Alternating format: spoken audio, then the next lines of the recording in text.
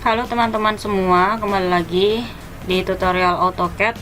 Sekarang saya akan memberitahu bagaimana caranya menggambar denah, struktur, dan pondasi di AutoCAD. Sebelum itu, mari kita belajar dulu struktur dan konstruksi pada bangunan rumah tinggal. Ini saya ambil dari Kementerian Pekerjaan Umum dan Perumahan Rakyat. Jadi teman-teman untuk mengetahui lebih detailnya bisa mencari PDF-annya untuk struktur konstruksi pada bangunan rumah tinggal sederhana ya.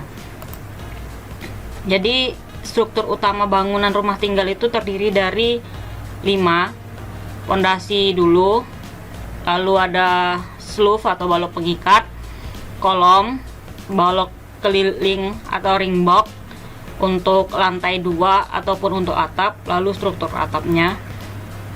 Nah, ini pertama kita bahas pondasi dulu ya. Jadi untuk rumah tinggal ada 2 jenis struktur yang bisa dipakai untuk rumah tinggal sederhana. Jadi ada struktur pondasi tapak atau flood plate dan pondasi batu kali.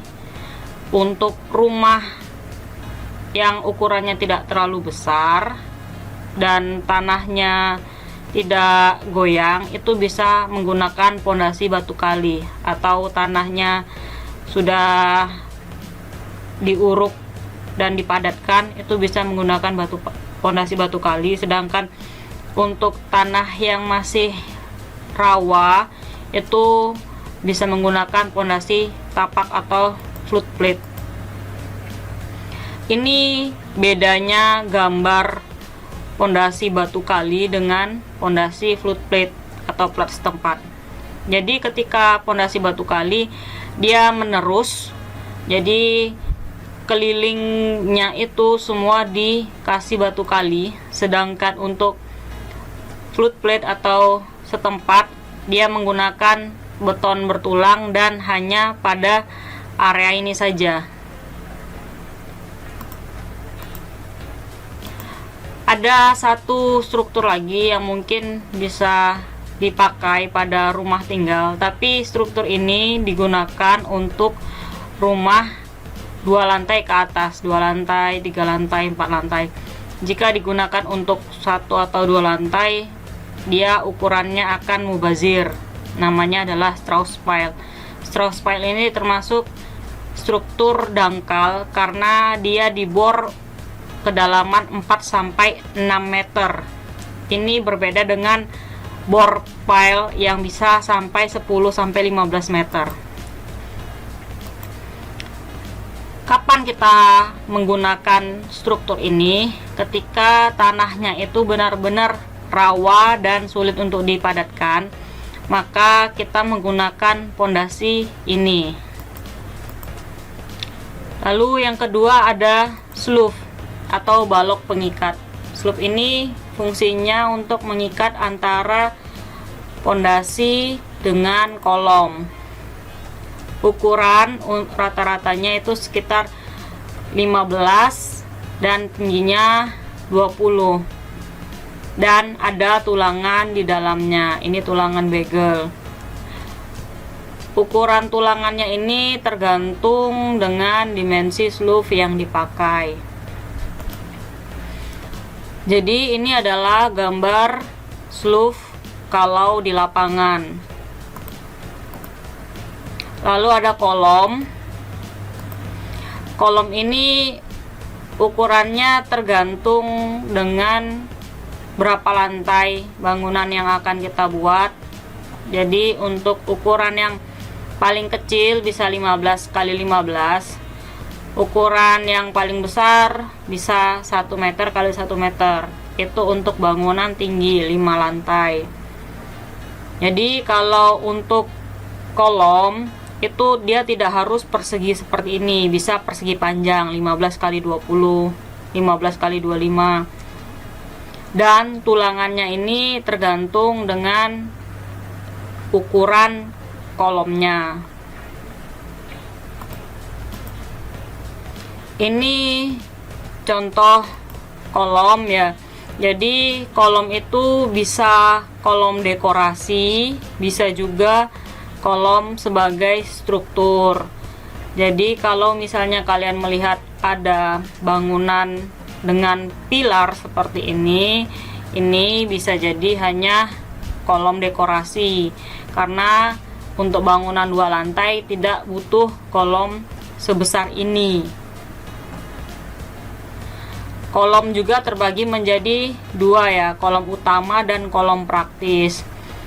Kolom praktis ini fungsinya mengikat antar dinding, karena dinding itu bisanya cuma 9 meter persegi atau 3 kali 3. Kalau lebih dari 9 meter persegi, maka dinding itu akan runtuh ya. Jadi dia akan ada daya tekannya. Ini penggambarannya. Jadi kolom struktur dan kolom praktis hanya pengikat antar dinding saja. Sedangkan kolom struktur ini dia menopang untuk lantai 2. Lalu ada ring box atau balok keliling. Ring box ini fungsinya untuk menopang plat lantai jika rumah itu 2 lantai, ataupun menopang atap jika dia 1 lantai. Ukurannya antara 12 sampai 15, 15 sampai 15. Ada juga yang sampai 50 kali 50, tergantung dengan berapa lantai. Umumnya balok ini ukurannya lebih tipis daripada kolom. Jika kolom tadi 15 kali 15, kalau balok itu biasanya dimensinya 12 kali 15, 15 kali 20. Ini contoh ring box yang ada di rumah tinggal 1 lantai dan dia menopang atap. Ini adalah struktur atap. Struktur atap itu sekarang terbagi menjadi 2 ya, struktur atap kayu dan galvalum atau baja ringan. Kalau struktur atap kayu itu dia biasanya digunakan untuk rumah yang sudah agak lama masih menggunakan struktur kayu. Namun untuk rumah sekarang menggunakan galvalum karena biaya lebih murah, pemasangannya lebih mudah dan juga tidak terkena hewan atau serangga. Untuk detail gambar struktur atap kayu intinya hampir sama untuk kuda-kuda. Ini kuda-kuda struktur atap galvalum dan ini kuda-kuda untuk struktur atap kayu. Hanya saja jika struktur atap kayu, maka untuk detail pemasangan atapnya itu, gentengnya itu lebih banyak karena harus ada usuk, ada gording dan lain-lain. Sedangkan galvalum tidak usah, hanya butuh gording saja untuk memasangkan gentengnya ini. Ini struktur atap galvalum, sedangkan ini adalah detail struktur atap kayu. Jadi lebih sulit untuk digambar.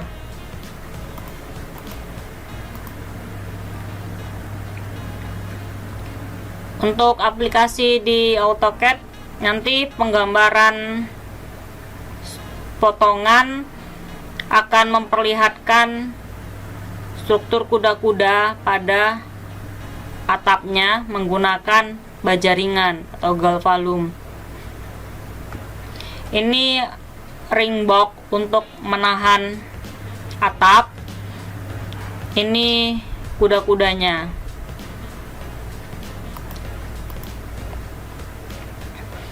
Jadi ini contoh gambar untuk rumah sederhana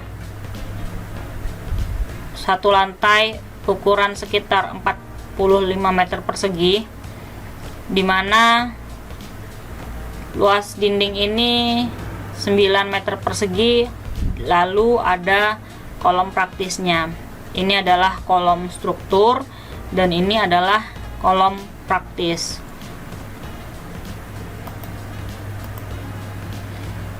Untuk struktur tangga, intinya sama saja. Kalau untuk struktur tangga tetap ada kolomnya di sini sebagai pengikat antara beton cor dengan tangga. Nah, kita masuk saja ke penggambaran di AutoCAD ya.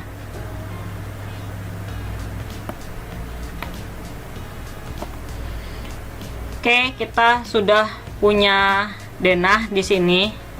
Denah lantai 1, denah lantai 2 dan atap. Jadi bagaimana cara memposisikan kolom pada denah?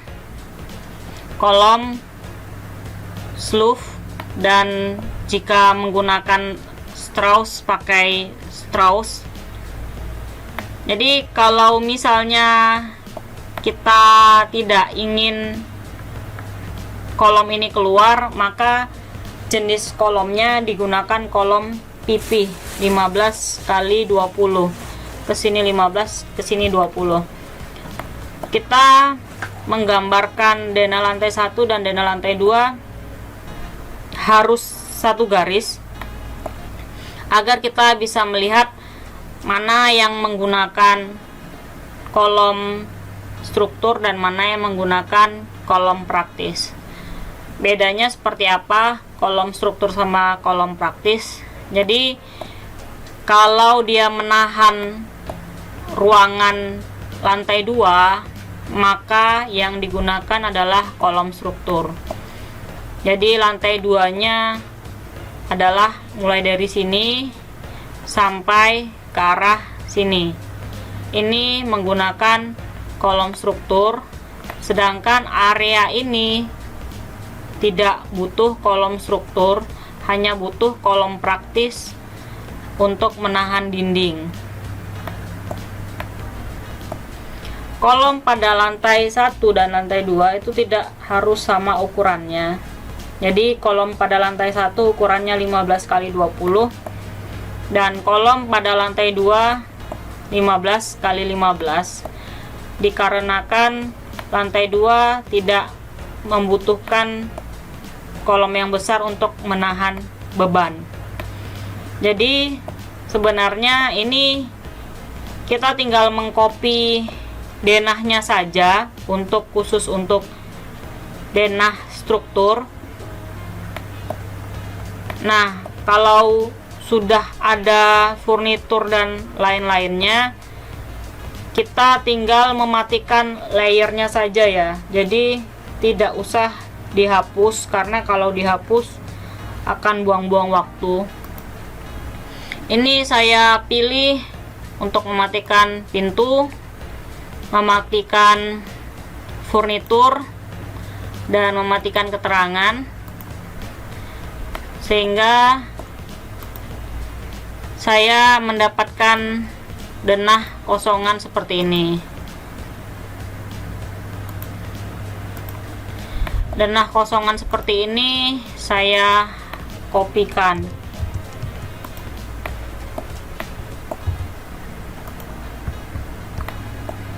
Kalau sudah di copy, ini bisa dihidupkan lagi.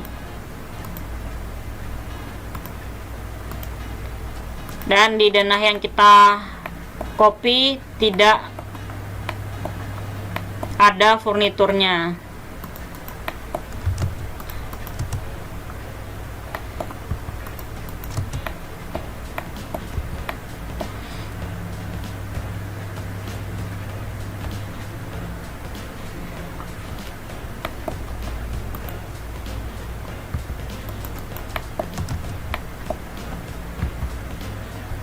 Jadi ini untuk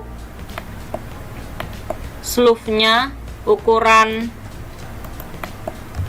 15 kali 20. 20 itu adalah tinggi sleeve tadi.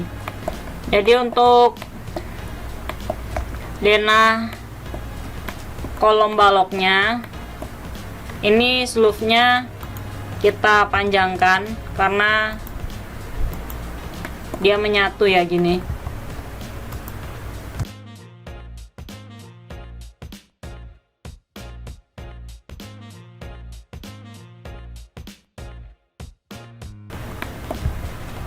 Ini harus menggunakan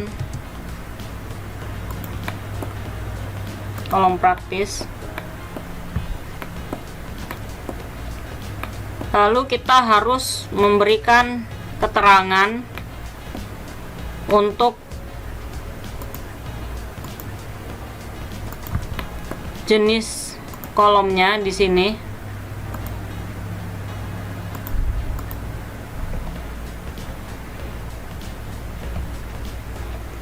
Ini misalnya ada dua jenis kolom utama, K1 15 kali 20.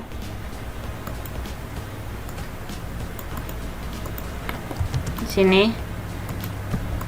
Ini fungsinya adalah agar pengerjaan lebih mudah karena kita memberitahu titik-titik kolom dan ukurannya. Sedangkan untuk kolom praktis kita beri keterangan KP atau kolom praktis 15 kali 15. Ini adalah kolom praktisnya. Lalu untuk kolom satunya kita kasih keterangan K2 dengan ukuran 15 kali 15.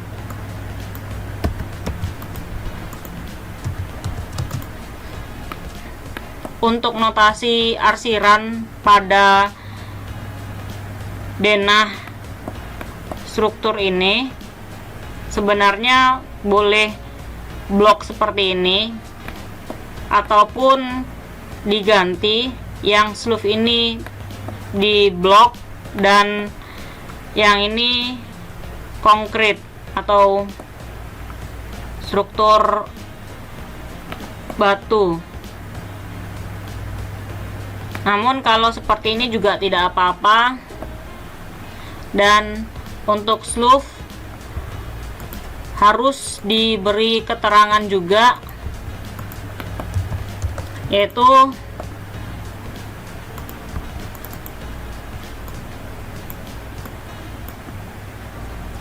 S 15 kali 15. Ini adalah model keterangan untuk sleeve dan kita memberi keterangan di bawah gambar sleeve.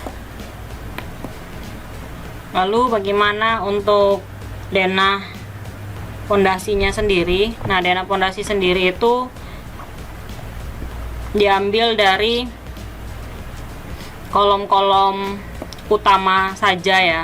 Jadi kalau kolomnya itu kolom praktis tidak usah dikasih notasi plat setempat. Jadi contohnya seperti ini tidak perlu notasi plat setempat, nanti dia hanya kolom saja. Tapi untuk kolom utama dia pakai pondasi plat setempat. Jadi pondasi plat setempat itu biasanya ukuran kakinya itu 60 lalu ke atasnya itu 30 kali 30. Ini saya bikin rectangle, cuman karena kalau ukurannya memanjang seperti ini dia jadi tidak persegi 4 ya. Ukurannya itu dia bisa kakinya itu dia persegi panjang. Ukurannya bisa 40 kali 60. Ini saya bikin rectangle 40 kali 60 seperti ini.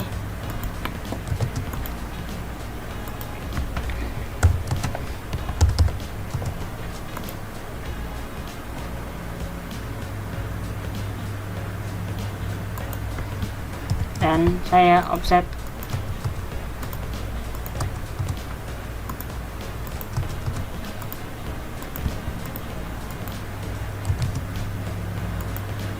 dan tentu saja kalau misalnya dia posisinya di area pagar seperti ini, dia tidak boleh offset ke tetangga ya. Jadi untuk tapak kakinya tuh ke bagian luar. Nah, ini kita copy bagian kakinya saja.